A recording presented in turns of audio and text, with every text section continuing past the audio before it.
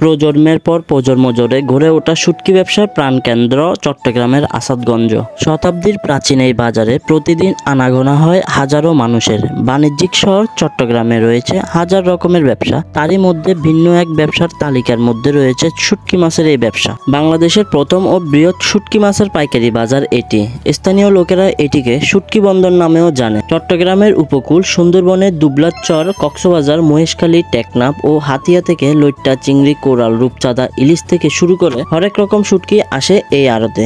দেশের বৃহত্তম শুটকি বাজার হওয়ায় এখানে বিভিন্ন জেলার পাইকারি ক্রেতারাও ছুটে আসেন এই বাজারে। সামুদ্রিক সকল প্রজাতির মাছের শুটকি পাবেন এই বাজার এবং এই আড়তে প্রতিদিন লেনদেন হয় কোটি টাকারও বেশি। যে কেউ এই এলাকায় ঢুকলে বেশি আসবে নোনতা তীব্র গন্ধ।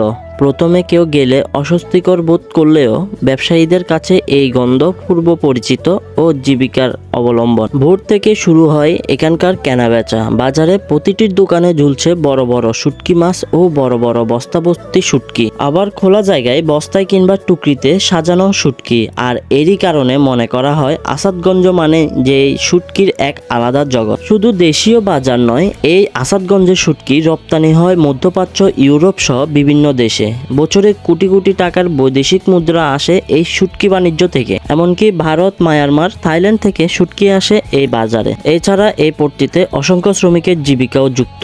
সকাল থেকে রাত পর্যন্ত শ্রমিকেরা শুটকি নামানো, শুকানো, বস্তা ভরা আর বহন করার জন্য কাজে ব্যস্ত থাকে। এই শুটকি পট্টিতে আবার মানভেদে দামও হয়ে থাকে ভিন্ন। সবচেয়ে বেশি চাহিদা লইট্টা, চুরি, চিংড়ি, রূপচাঁদা ও ইলিশ শুটকি। লইট্টা শুটকির দাম 400 থেকে 1200 টাকা, আর লাল চিংড়ি 1000 থেকে 1700, ছুরি শুটকি 200 থেকে 2000 টাকার কাছাকাছি, মূল্যা শুটকি 300 থেকে 500 পর্যন্ত হয়ে থাকে। এই শুটকি তৈরির প্রক্রিয়া কিন্তু একটু কঠিন, তারই কারণে মাছের তুলনায় শুটকির দামটা একটু বেশি হয়ে থাকে।